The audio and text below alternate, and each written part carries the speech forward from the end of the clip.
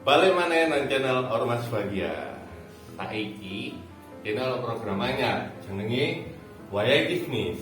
Nang kene aku bakal ngundang-undang narasumber sing iso nyeritakno kisah misterine kaya awak dhewe kabeh. Tapi sadurunge iku intro sih guys.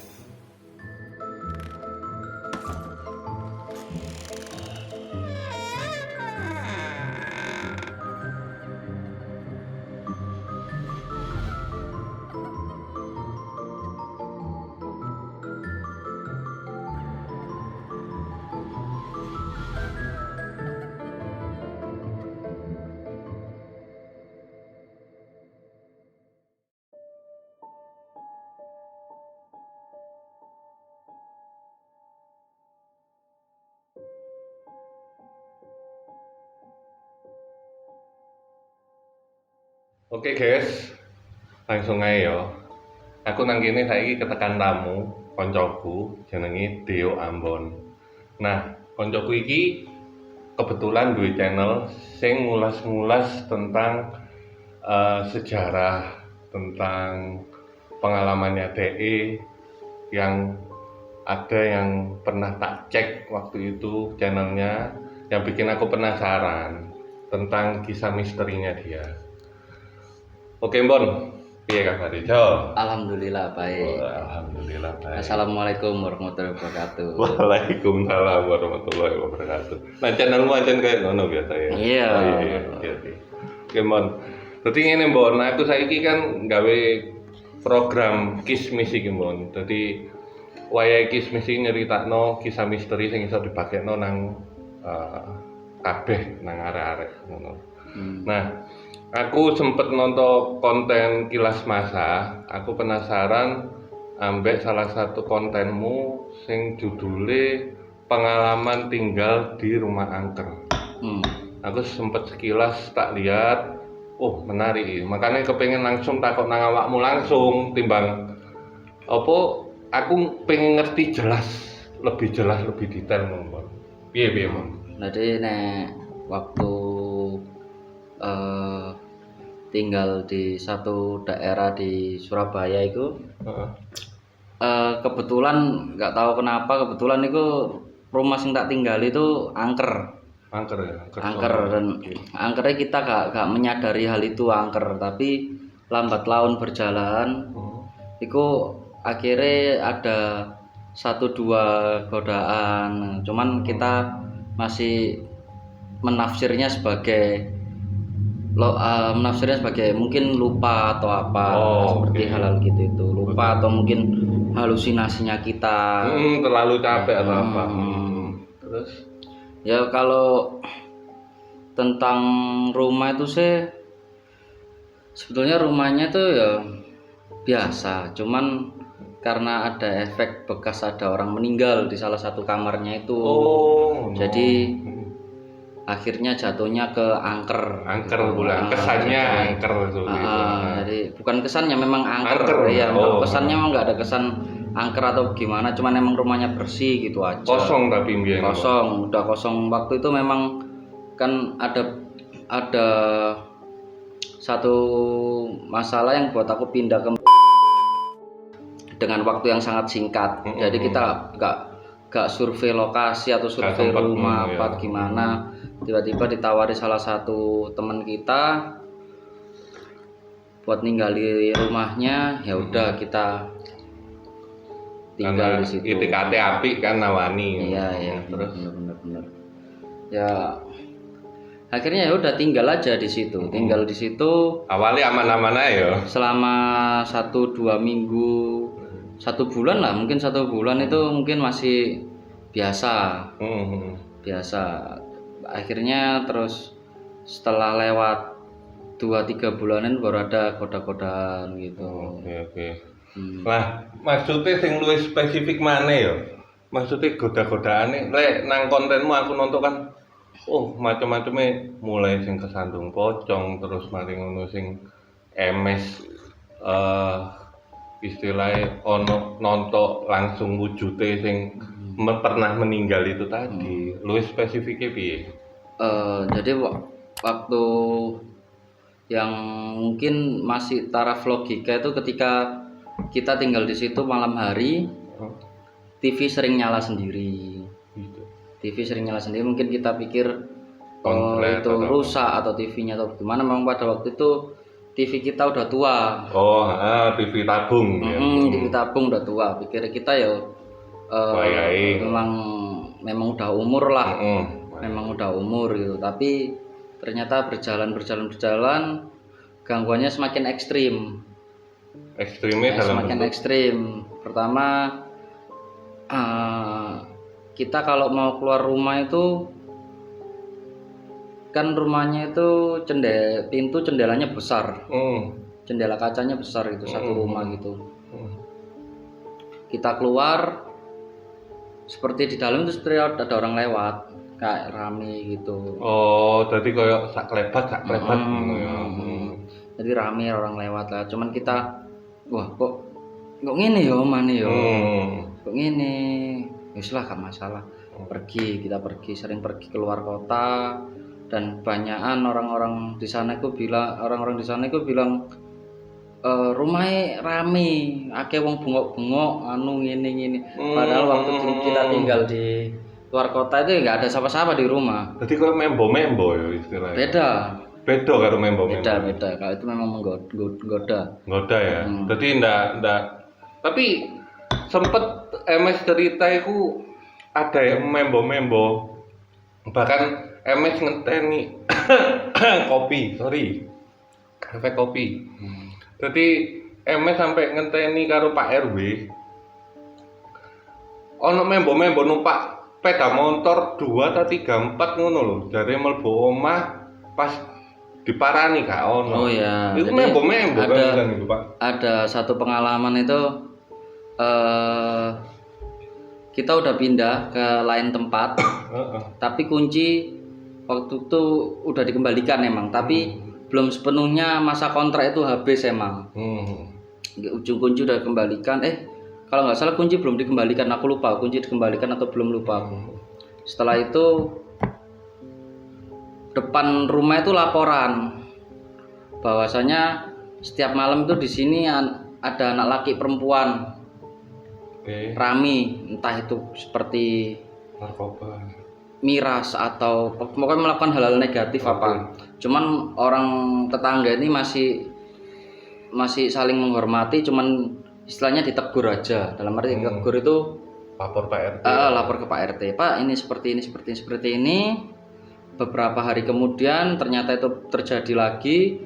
Pak RT ini datang ke rumah saya yang baru.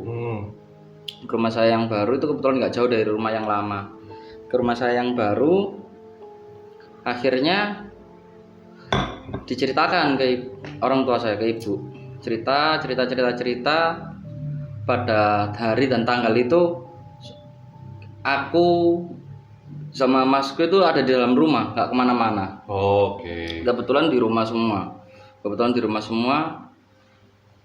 Gak ya istilahnya ibuku ngeyel. Bukan bukti ngeyel itu dalam arti anakku nang omah. Ya anakku iki nang omah, gak lap sapa sing nang kono. Iya. Gak mungkin, sedangkan kuncinya itu udah dikembalikan atau belum, lupa. Sedangkan kuncinya sepertinya udah dikembalikan. Oke. Kuncinya udah dikembalikan, bukae ya apa anakku nek merono anu. Akhirnya ada satu malam, yos lah dinteni coba ayo ini. Nek memang bener itu Ambon. Aku atau masku. Sikat Ojo wong liya sing ngaplok. Aku sing ngaplok. Ibuku ngomong ngono. Setelah itu memang pada malam itu kebetulan ada motor datang masuk ke rumah itu. Masuk ke rumah itu. Cuman waktu itu aku memang enggak ikut. Jadi yang waktu itu membuktikan itu MS langsung.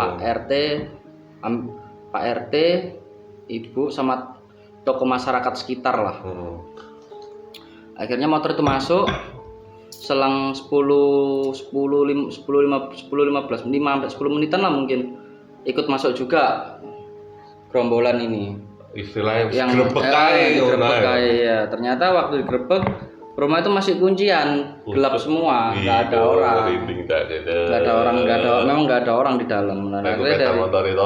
Akhirnya dari situ mungkin orang yang tetangga tadi bilang, berarti yang selama ini kita lihat gitu Mas Ambon, Mas Ambon atau Masnya Mas Ambon, bukan Mas Ambon, Masnya Mas Ambon, nggak ngerti siapa gitu, udah sampai mungkin istilahnya membersihkan nama juga. Mungkin dari situ sih, apa tingkat paling ekstrimnya itu sampai masyarakat sekitarnya tahu bahwasanya rumah ini keadaannya seperti ini. Lek gawe kon dhewe sing mbok rasakno dhewe, sing paling greget waktu tinggal nang kono.